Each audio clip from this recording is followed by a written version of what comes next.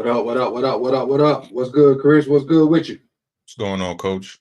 Not much. Not much. Welcome back to the show. This is another, well, not another. This is the, I guess you want to say the inaugural episode of Draft Junkies. Since we changed out, we got a little name now. Woke up feeling a little creative. That's right. You was in the lab. Right. So we officially Draft Junkies, and this is the first episode of Draft Junkies, even though it's chalk talk during the season, but we're going to Draft Junkies when the season over with. And so before I even get started, I want to make sure I do this because once we get started, I will forget. Shout out to Garnett West for helping us with the visuals that you will see today, as far as the combine stuff, which the combine starts this week, and we'll going forward have that stuff filled out, but with like the strengths and weaknesses and the names and the personal information across the top. So shout out to G for that. I was messing with him on Twitter, and he just jumped in and threw something together for me real quick, and I like it. And he wasn't asking for nothing, but I sent him a little something. So it is what it is, man. G always, even though he give me a hard time, he come through, and he just always willing to help. So appreciate the G for putting that together. Shout out to him too, because he hit me up talking about sending me some sneakers on Friday. So shout out to G.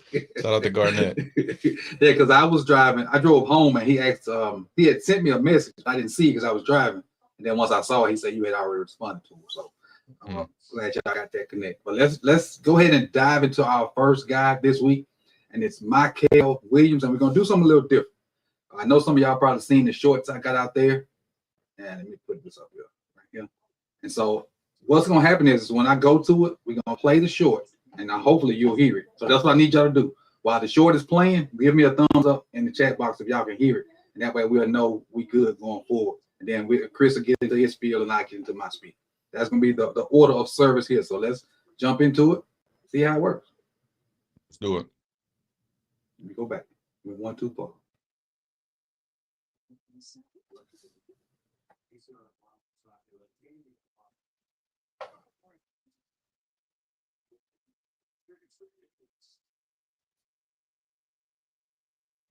I can't hear it.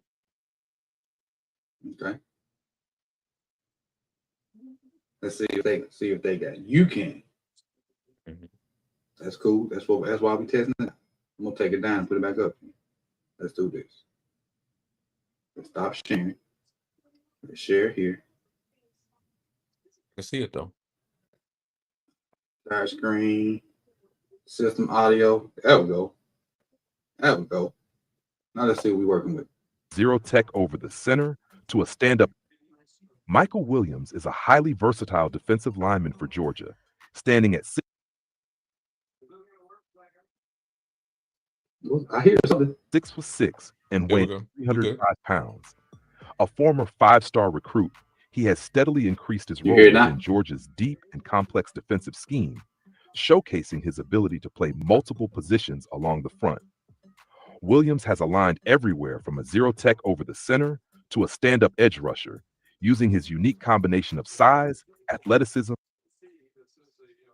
and length to his advantage. His strengths include positional flexibility, strong hands, and functional strength, making him a scheme-versatile pass rusher. His ability to set the edge, shoot gaps, and generate penetration in the run game makes him a valuable front seven defender.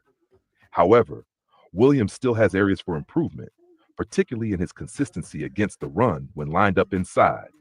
He struggles to maintain leverage against interior offensive linemen and can be moved off the line in double-team situations. Additionally, his pad level and pass rush technique need refinement, as he currently relies more on athleticism than a polished rush plan. Despite these concerns, Williams' upside is immense, and his potential may be fully realized once he is allowed to focus on a specific role and develop the finer details of his game. All right, so that's MyKel Williams, and one of the reasons I went AI because just like when Webby was trying to say Angela Yee name and Charlemagne, some of these names was throwing me through a loop, and you'll see one coming up here shortly. So that's why I had the thought of AI, and I just went with it in these little mock-ups. So some of these names is made me sound like Webby. So, and if you don't know, go look up Webby at the Breakfast Club. You know exactly what I'm talking about. Charlemagne gang. Yeah. Jalamaji, Angela Googie. I got some names up in here. But as far as MyKel Williams, what do you think about MyKel? So if he's somebody who burst out on the scene when he was a true freshman, and somebody he caught my eye like right away. Like it wasn't even last cycle; it was the cycle before that, and I was like, damn, you got to put a star on that kid.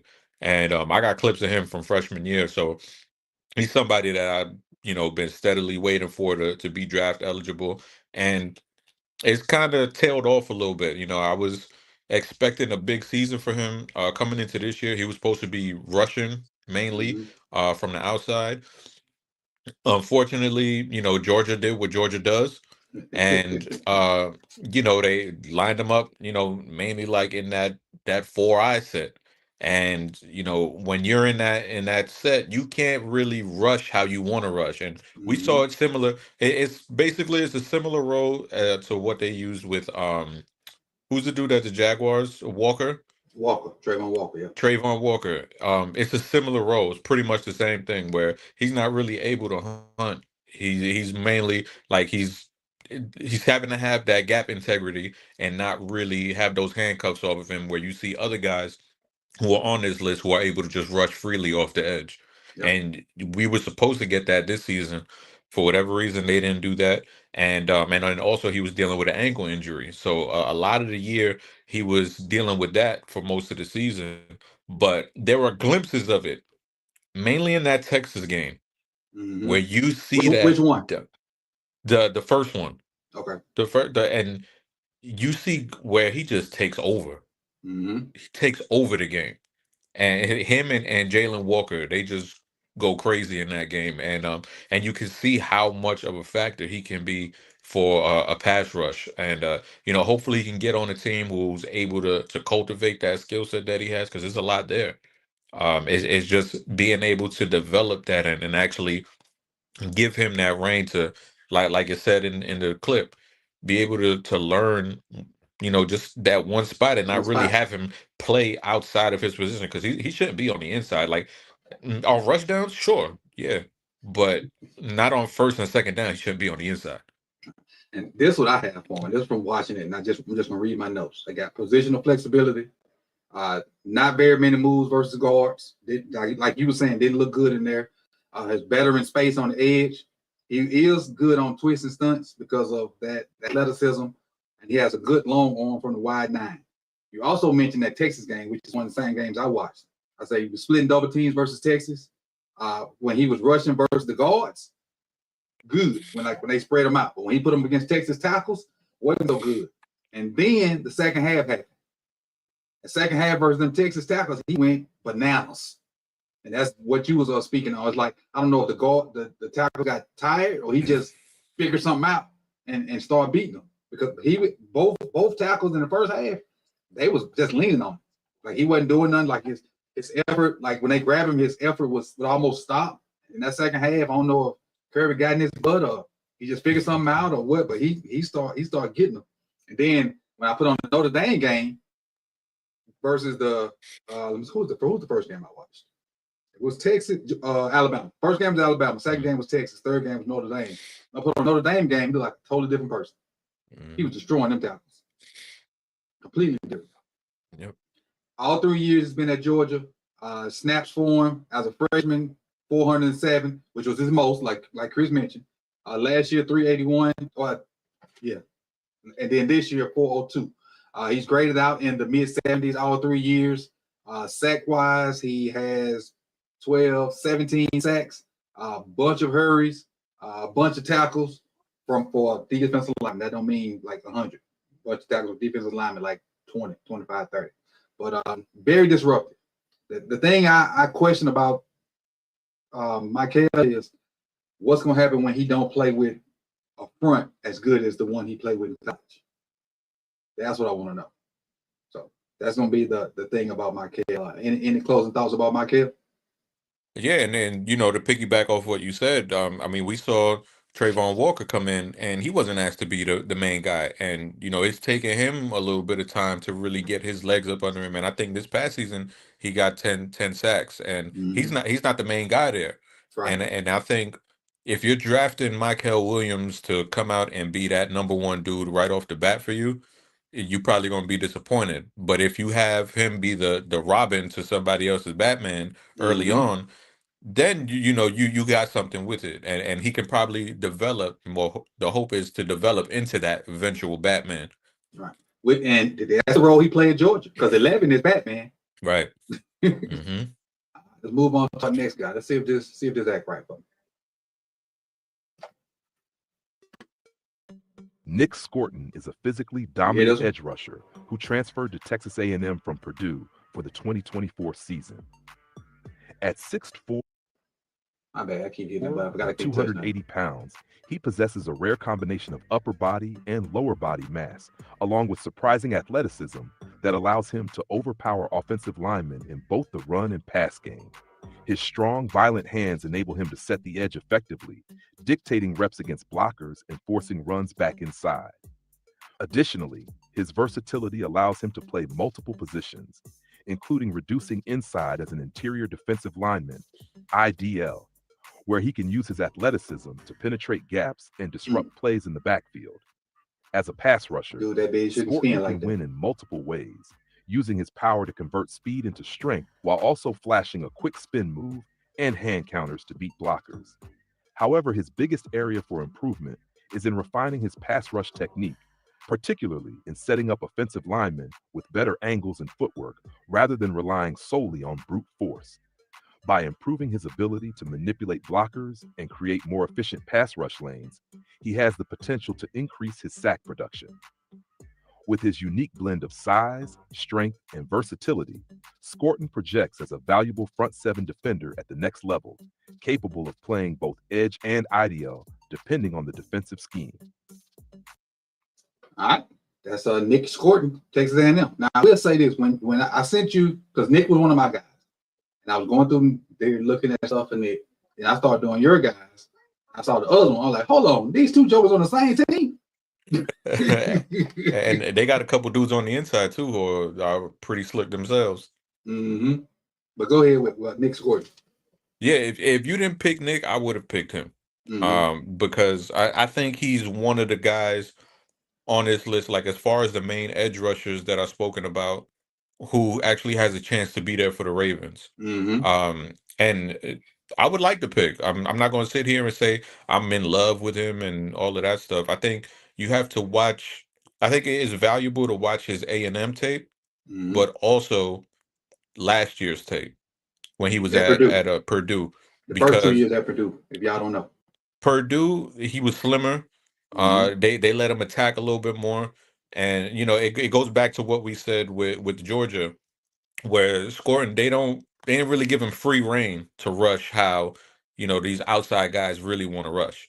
And you kind of see the handcuffs put on him a little bit. And every now and then you'll see the spin move occasionally, but there are other guys that you watch and you'll see them, they're just out there freestyling, doing one-on-one and one moves against tackles.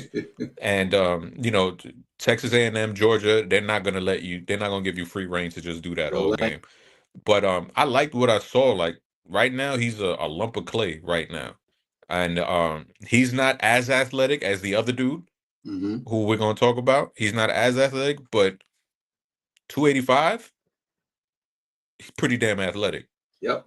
I don't think he's a guy that's going to blow up the combine or anything like that, but he's a really good athlete. He moves really well for his weight and his height.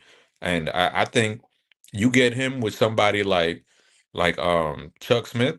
Now we're cooking. And if the Ravens didn't have Chuck Smith, I'd be a little bit skeptical. But the fact that they have him, he's been able to get 10 sacks out of Owe. He's been able to get, what did Van Noy have? 12 this past season? Maybe 12 and a half, I think.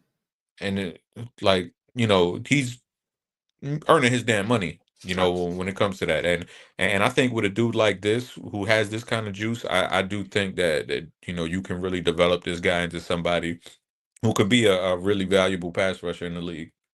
Now, before I get into what I got for Nick, you mentioned about Chuck Smith and molding him. But from a coach's standpoint, it's easier to mold a guy into what you want him to be than to first have to break his bad habits. then teach him what you want to teach him. It's a lot easier to get a raw guy and teach him what you need him to know rather than to get a guy that's, feel like he know it all, and then you got to break all them bad habits.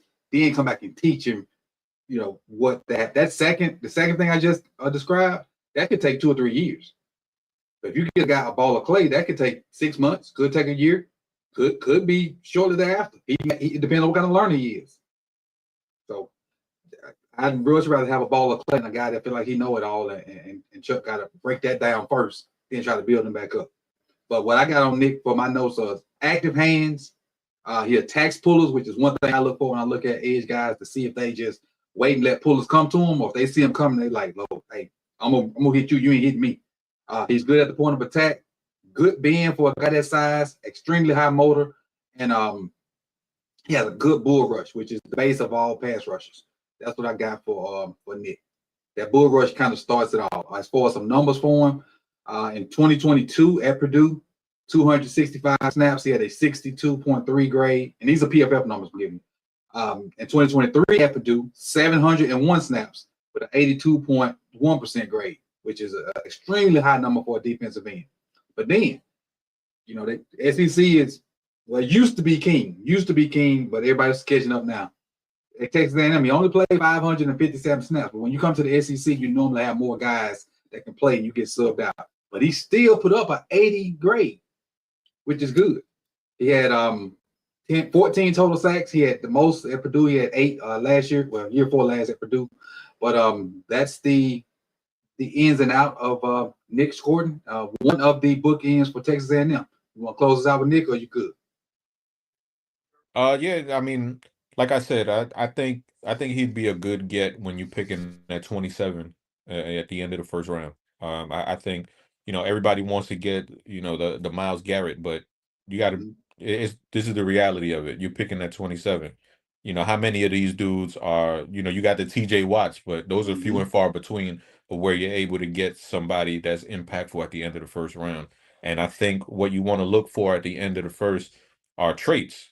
Right. You want guys who can have that high ceiling. People don't want to hear that because of guys like Patrick Queen and Odafe Owe.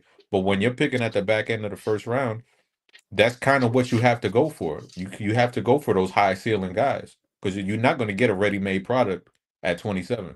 You got to roll the dice sometimes. Sometimes you win, sometimes you lose.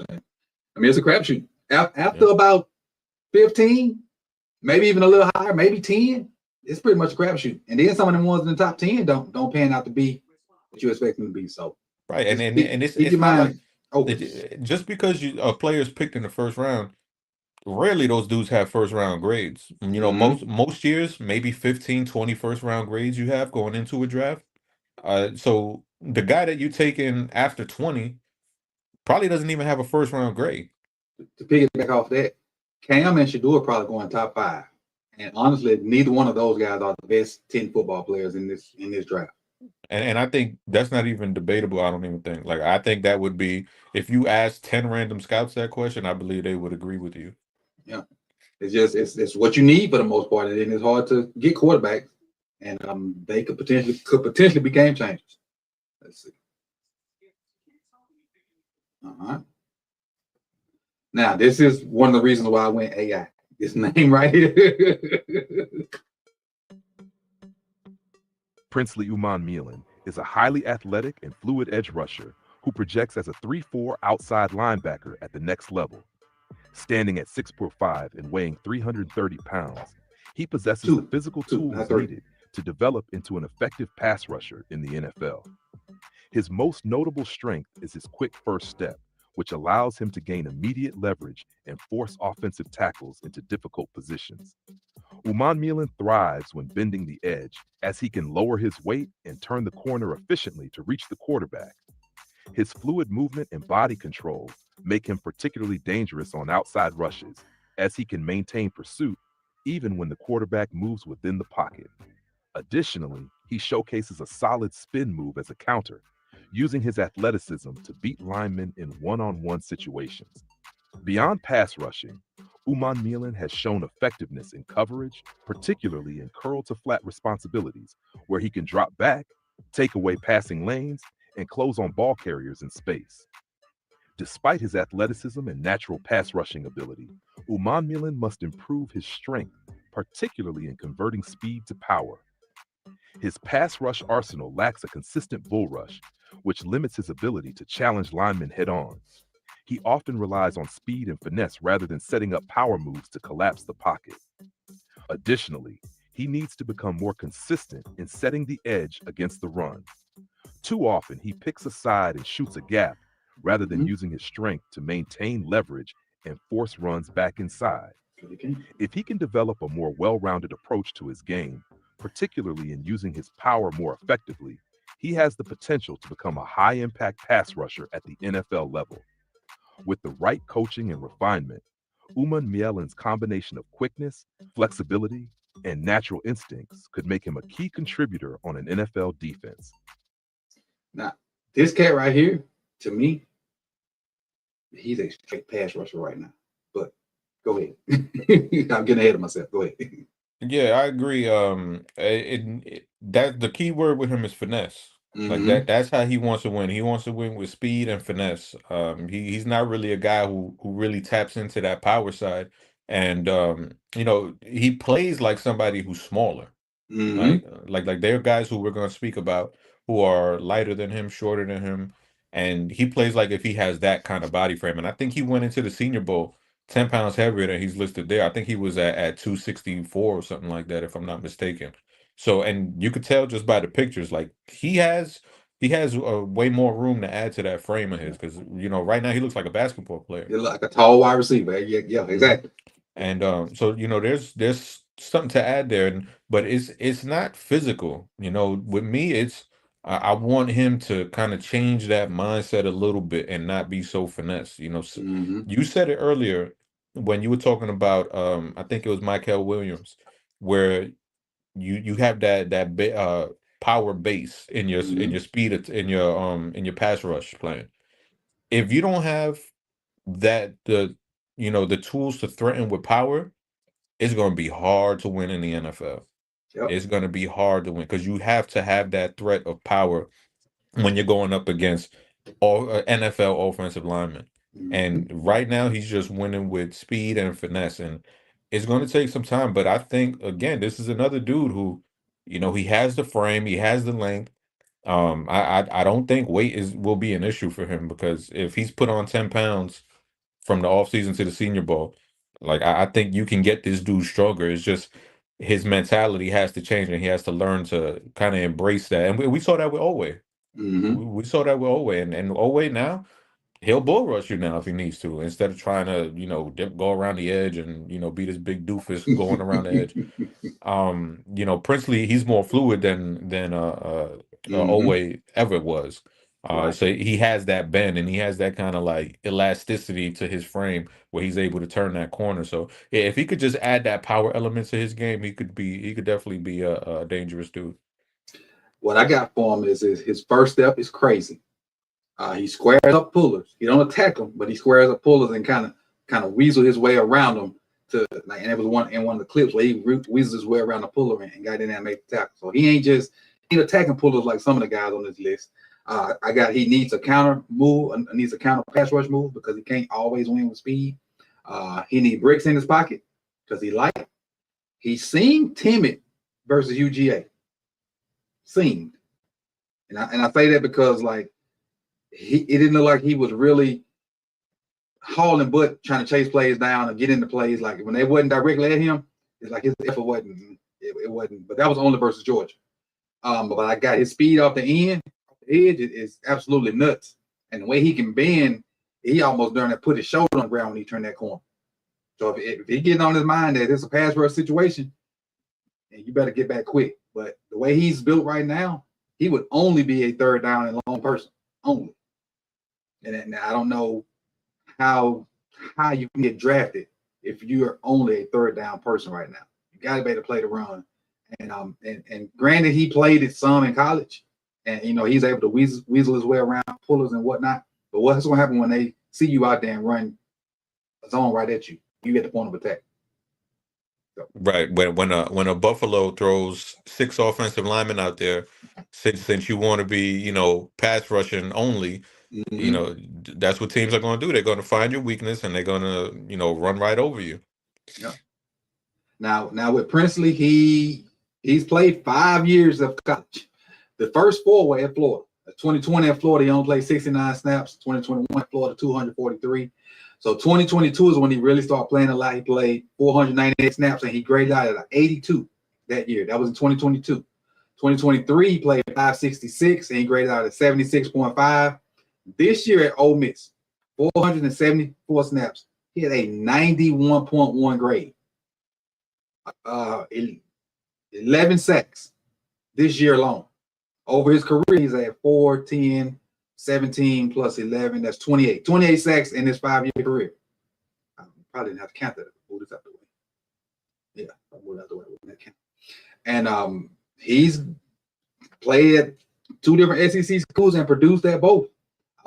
Only weakness for me is he needs to be better versus the run. That's going to come with getting some weight on. But, you know, once you have your NFL body, you can eat right and all this stuff. And eventually we're going to get to the point where we ain't going to say eat right because you got NIL money. And if you got common sense, you're going to get you a nutritionist and stuff like that with that NIL money. So over the next year or two, we're going to stop saying NFL eat right. You're going to start taking care of your body with the money that they're giving you in college, or you ain't going to be playing. That's what we're going to be. But he's played 5 years and 4 years at Florida, 1 year at Ole Miss. Again, Chris, I asked you the question because we know Ole Miss got some dudes on the inside. Is his production a factor? Well, accompanied with them dudes on the inside. I say it is because he has 2 dudes on the inside who are some of my favorites. When you talk about 38 and 2, that's what Walter Nolan and JJP. Yeah. Man, those 2 dudes are a problem. And then you got Jared Ivey on the opposite end too, who's kind of like a Tavius clone in a way. From the same school. Yeah, so it's a really good defensive line. Anybody watching this, go watch Texas A&M, go watch Ole Miss. You're gonna have some fun if you like defensive line play. Yeah, because them 2 schools, they got it. And like I said, when we put this together, I didn't realize that these 2 dudes were from the same school. Who was that? Stewart and Scourton. Scourton. I think we're up to Stewart. No, we're not at Stewart yet. All right, this is our next guy. And this is one of my favorites so far. Roots of the Brewers here. You're going to see this in a minute. But I actually talked to somebody about, again, the last names. Donovan. And he said Ezeiruaku. And I think the AI kind of got close to it too. But said his pass rush bag is way more than he put on tape because he was kind of held back a little bit. And that came from somebody that's kind of close to the situation. And you like him, you said.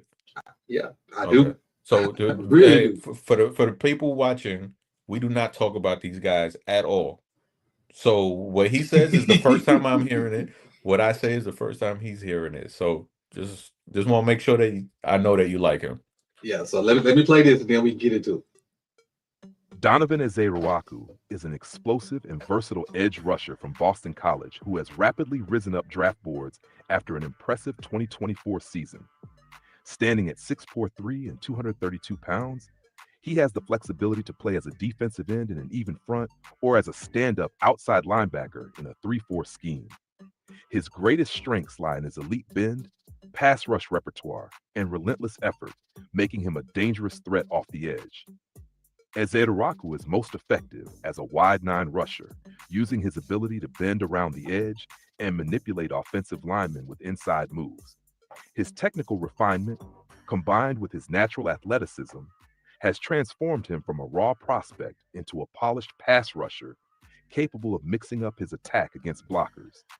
While Ezeiruaku excels in getting to the quarterback, his play strength against the run remains an area for improvement. He is disciplined in zone read situations and is an effective tackler, but he can struggle to hold his ground against powerful offensive linemen. He is more of a slasher in the run game, which can make him susceptible to being washed out of plays. To reach his full potential, he needs to develop a stronger bull rush and improve his ability to set the edge consistently.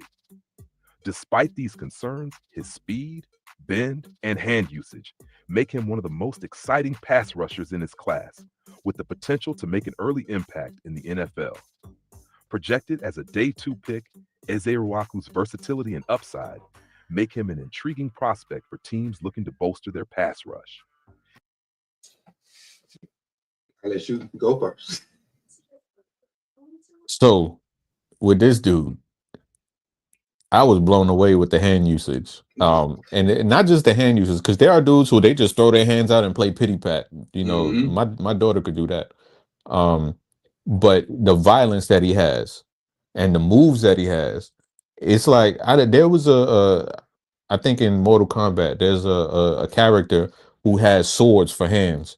And that's what this dude reminded me of. Because he just slicing, dicing offensive tackles, and the way that he uses his hands is just it's a work of art. Like it's really beautiful the way that he does it.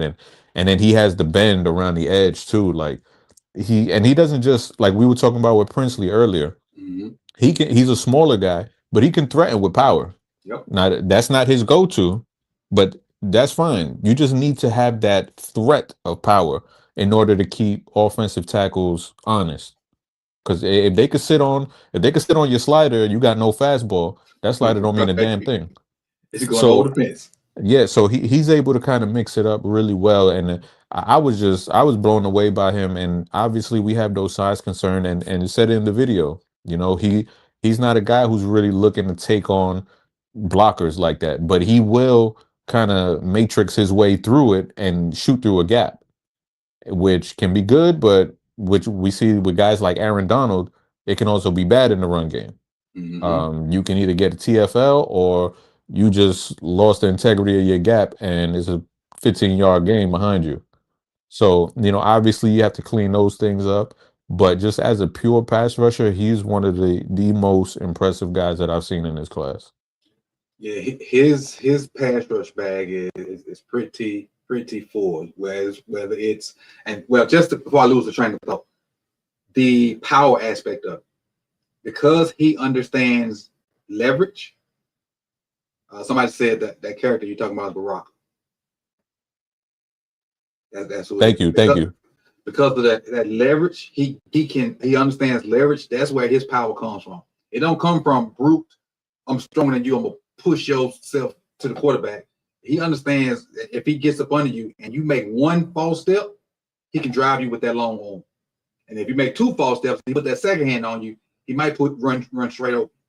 And then once you set up for that, he got the speed. He got the speed to beat you outside. And when you start jumping outside, he come back underneath you, which you saw in the clips with the Florida State clip. And I put the Florida State clips on there for one person in particular. I hope you watch. Hendo. But this dude right here, man, I got quickness. The Mizzou tackles tried to lean on him in the run game, which is, you know, the weakness I feel he has. But eventually, you know, if you don't consistently run at him and they get you in a pass situation, he's gonna be trouble. He's disciplined versus read option. He keep his shoulder square. He don't just chase. And if the quarterback comes out of there with it, his shoulders are square. He runs the quarterback down. Quick hands, extremely quick hands. Not only as a flat dropper, like he can drop and spy in the middle too. He can do hook curl and he can do flex in his drops. And then the last one I got is the nastiest cross chop I've seen thus far in this cycle. His cross chop is so fast that I had to slow it down to even see what it was. And not only was it fast, both hands hit exactly what they were supposed to. They got them wrists out of there so quick that it was almost like a blur. And this dude right here. And then, you know, you see the height. He's 6'2", but he has 34.5-inch arms is what he measured out at the Senior Bowl. So he has the length. And, you know, I know people get caught up as far as height and all that stuff, but when people see height, that usually translates to length. But he doesn't have the height, but he has the length. So I take that. You know, if you know he has left tackle length. You know, so I take that all day. And the way that he uses that length too is phenomenal. The way that he does it, he was definitely put on this earth to rush the passer. The numbers for Donovan, 4-year senior, which is good experience. 230 snaps as a freshman, 528 as a sophomore, and get rated out at 83. As a junior, 568, and that season his coach went to go be the DC for Green Bay, if I'm not mistaken. Now this last year he comes in with the new coach, 766 snaps, which is the most by far, and he graded out at a 90. At a 90.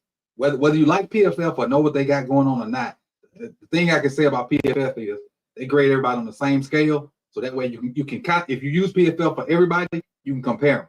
And for him to have a 90 on this scale, that's wild. You don't see very many numbers that high. Upper echelon guys. And his name ain't even really thrown up there with the upper echelon guys, at least from what I'm hearing. But 14 sacks this year. 14. He had 14 more sacks than Owe did his senior year. No, I think he had more. I think he had 16.5, I believe. So I think he might have finished with more. Okay. Maybe the bowl game. I don't think the bowl game's in here. Maybe 14 regular season, then the bowl game. Because he had don't look like he played in the bowl game to me. Because they got his last game out here is Pittsburgh. So maybe he didn't play in the bowl game. Let me count them over there. 1, 2, 3. Then he had 3 versus West Kentucky. That's 6. 2 versus Syracuse. That's 8. 2 versus Carolina. That's 10. And 4 versus Pittsburgh. It's 14. So somebody's number wrong, but according to PFF, he got 14. We'll check out the back end. And again, over here on the left, you see the combine stuff. Obviously, the combine hadn't happened yet, and we'll fill those out, going forward when we have those official numbers. But this is one of my favorites right here, and not just because he'll cute. This film was extremely fun to watch. Extremely fun to watch. Yeah, and he's one of the guys who I feel like will be there at 27, and that's kind of why I was looking at I put a tweet out earlier looking at body types that the Ravens have put out, and you mentioned what the 3-cone, and then I put that out, and this is all information that we're going to be getting within the next couple of weeks with the combine coming up. So it'll be interesting to see that, and then try to pair it up with what the Ravens have gone after, because I think this is a dude who could be in the mix at 27. True that. Let's move on to our next guy. This is the other edge. Donovan. Not you. The other edge from Texas A&M. That's right. Shemar Stewart is a physically gifted edge defender from Texas A&M, standing at 6'6" and 285 pounds. A former 5-star recruit, Stewart was part of an elite recruiting class that included Walter Nolan and L.T. Overton. After spending his early college years as a rotational piece, Stewart stepped into a full-time starting role in 2024, delivering his most productive season to date. He possesses rare size, length, and athleticism, making him a versatile defensive lineman, capable of playing multiple positions along the front. His quick first step, strength, and ability to set the edge make him a disruptive force in the run game, while his closing speed allows him to track ball carriers in pursuit. As a pass rusher, Stewart showcases tremendous potential due to his blend of quickness and power, but he remains an unfinished product. His explosive first step gives him an advantage off the edge, and his ability to bend and turn the corner at his size is impressive. He also thrives in twists and stunts, using his agility to create pressure. However, his production has not matched his talent, as he has only recorded 5 career sacks. This is largely due to his lack of a refined pass rushing plan and occasional high pad level, which limits his ability to convert pressures into sacks. If he can develop his technique and consistency, Stewart has the physical tools to become a dominant NFL pass rusher. He projects as a day 2 pick with significant upside for a team willing to invest in his development. Shemar Stewart, people. Go ahead, Chris. Yeah, so Ravens fans gonna hate this dude. For the obvious reason of getting pressures over sacks and all of that stuff. And I throw all of that stuff out the window. Give me the dudes who have the traits. And the traits that he has is not normal. Like, we talk about Nic Scourton, how he's a better athlete than people would think. This dude might be an elite athlete. When you factor in his height and his weight. You watch him bend the edge at 285, and it's ridiculous. Like, You do not, I can't think of dudes who are this big who can bend the edge the way that he does. And we talk about a ball of clay. Like this dude is the premier ball of clay when it comes to it. And you know, early when I started off the process of watching players, I saw Nic Scourton, Nic Scourton, Nic Scourton. So that's who I was watching. I was like, all right, Mm-hmm. Nic Scourton is one of the best edge defenders. Let me watch him. And this is the dude that kept popping out for me. And I'm like, why is nobody talking about Shemar Stewart? And then Senior Bowl comes and he blew it up. Mm-hmm. He blew it up. He didn't even finish the week of practice. Like his agent was like, "Yo, you got everybody buzzing. Get out of there," and he was out. Now I think it's a snowball's chance in hell that he'll be there at 27.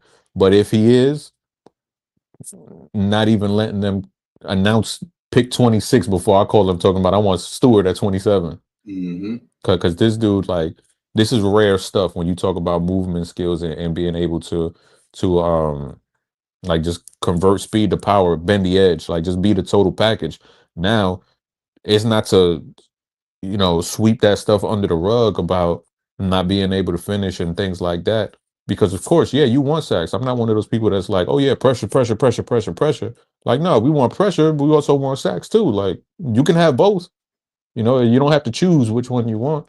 And with him, I think he's a guy who obviously has shown he can get pressure, but like we said, Chuck Smith, you got a guy like that who can squeeze out 10 sacks from Oway, 12 and a half from KVN at, age 47. A dude like the way AI said it, Shemar Stewart. Right. A dude like this, I just wonder what Chuck Smith can do with somebody who has these kind of tools. I got my notes on him is strong AF and not strong AF, because he would take people with his bull rush and just park them in front of the quarterback. He had a nice spin move to complement it. He has the ability to press out edges and set the edge, or press out the edge and get rid of them and go make the tackle. That's hard to do on that level. He finds the ball. Well, let's go with that one. He had an elite hand slap too. We were talking about the hand usage of who was that? Donovan. Jamal ain't too far behind with his hand usage. It's extremely violent. It's when you try to replace your hands and get them in the right spot, he's slapping them away again. But and I like him, but there is a legit concern about finishing versus pressures, because just look at these numbers. In 2024, 2 sacks, 33 pressures. We want more pressures to result in sacks, but sometimes it just don't happen. And last year, 2023, 2 sacks, 19 pressures. So there are legit concerns about that, but that could come from any number of things. I mean, he got a guy on the other end that maybe beating him to the punch, which possibly could be because there's 2 good guys over there. Or you got some D linemen that's getting in on the sacks. But you might be making the dude move off the spot. Then the defensive lineman getting the sacks. Because keep in mind, like you said earlier, this entire D line is freaking good. It ain't just the 2 edge guys. So the pressure, just because he don't finish, don't mean he. Let me put it like this: just for Ravens people, his tape versus Oway tape don't look the same. I know he didn't have a 6 sacks in his whole college career, but his last season versus Oway's last season on tape look totally different.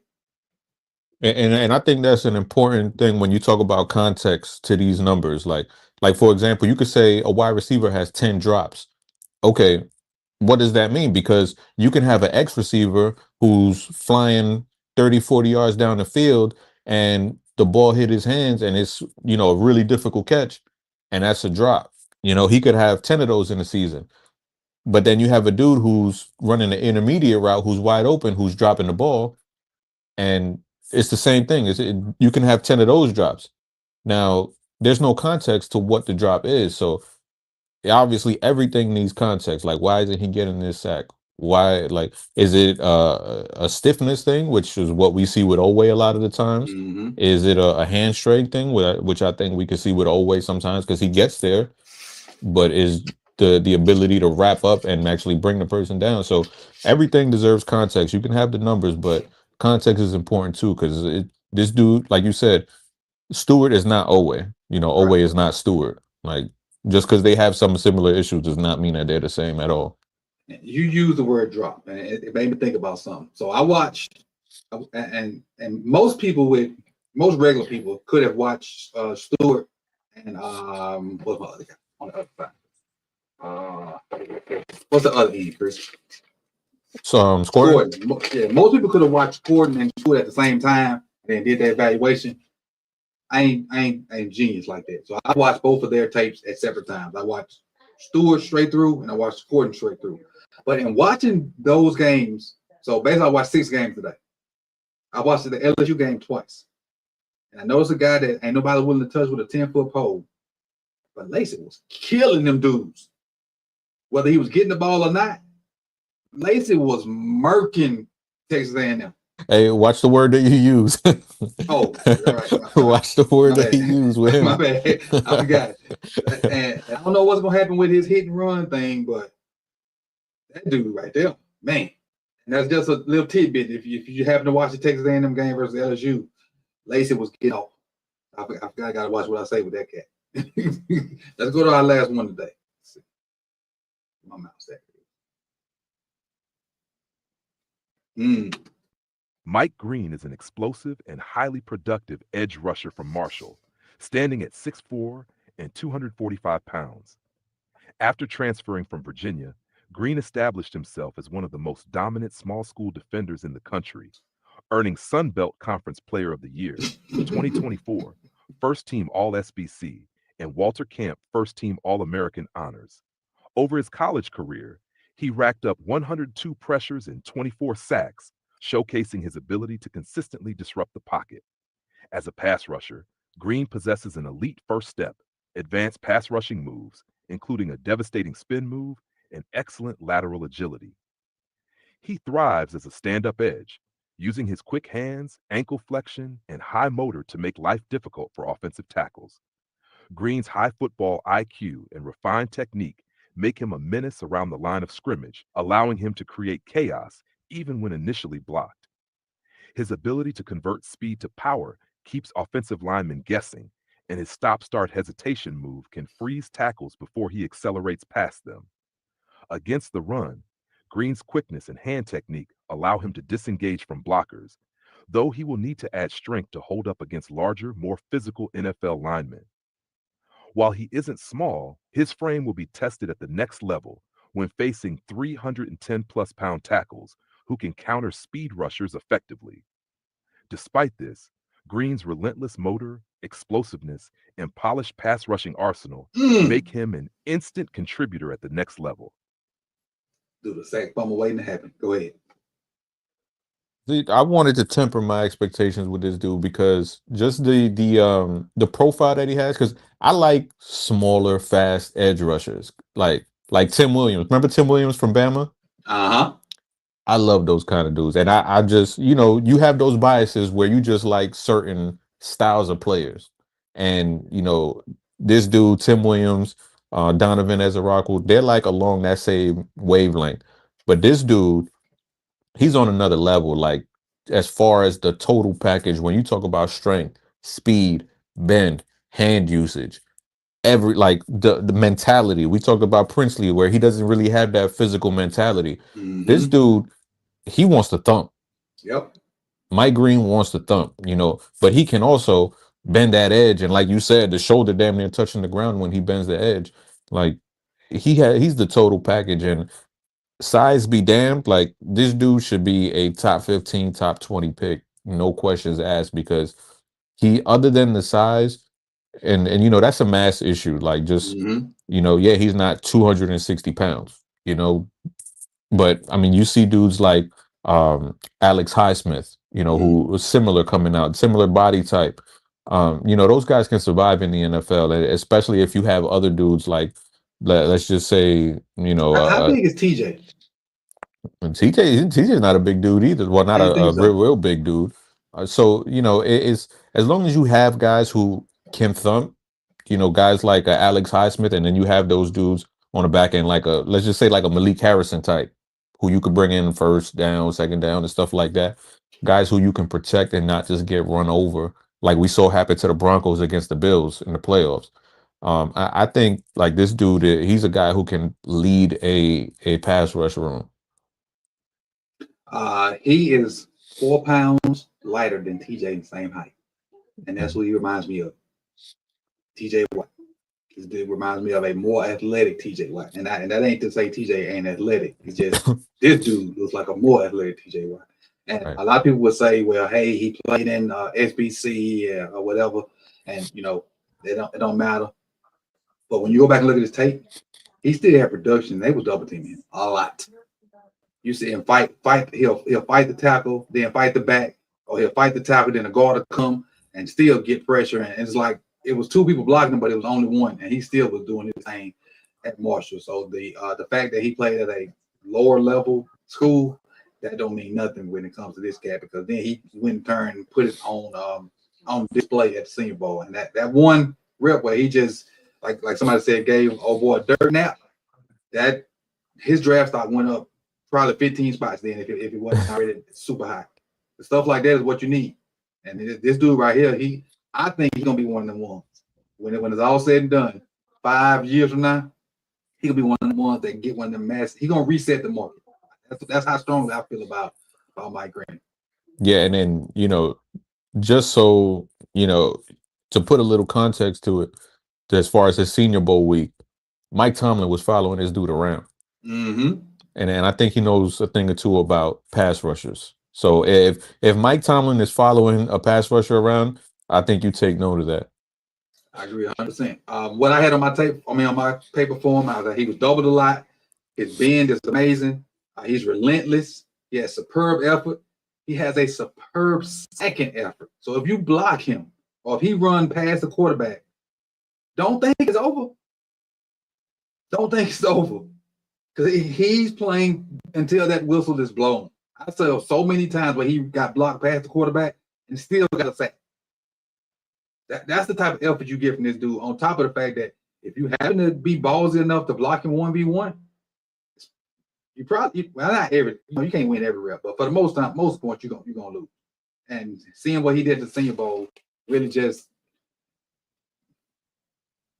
added on to what I thought he could do. Because everybody have when they play at a smaller level, but him going to Senior Bowl and doing it versus the best seniors, even though we know the Senior Bowl ain't the best players, a lot on the class, but still, that was a big jump in what's going for him, and he was ridiculous. But some numbers, he started at Virginia in 2021. He only played 38 snaps, then transferred to Marshall. 341 snaps last year, had a 90.4 grade and over 341 snaps this year at Marshall. 719 snaps, a whopping 92.4 grade. 17 sacks. Now, you got a different number. PFL got 17 sacks. 32 hurries.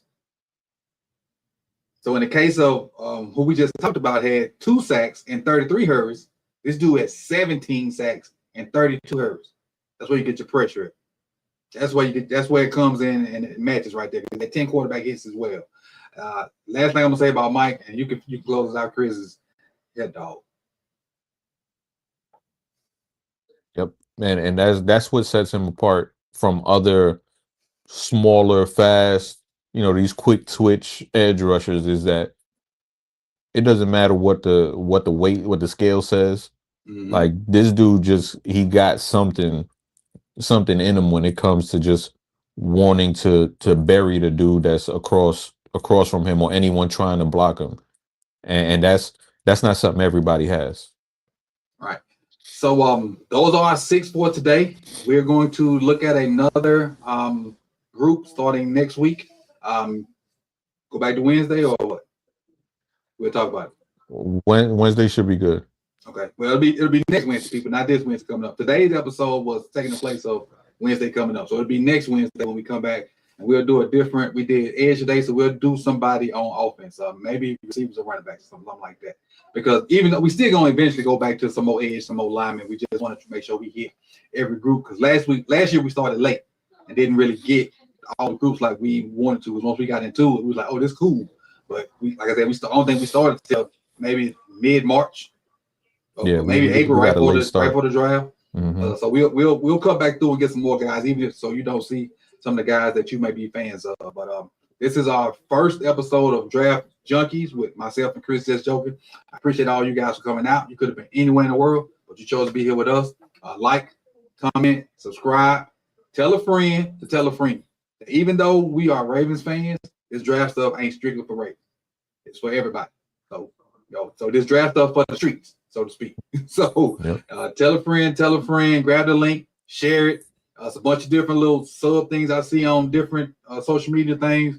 Put us on, man. And you're going to get some good content. So I appreciate it. Pissed Off Browns fan. It's my first time seeing you in here, so I appreciate you coming through too. So I like seeing fans of other teams. And on that note, man, Chris, any parting words?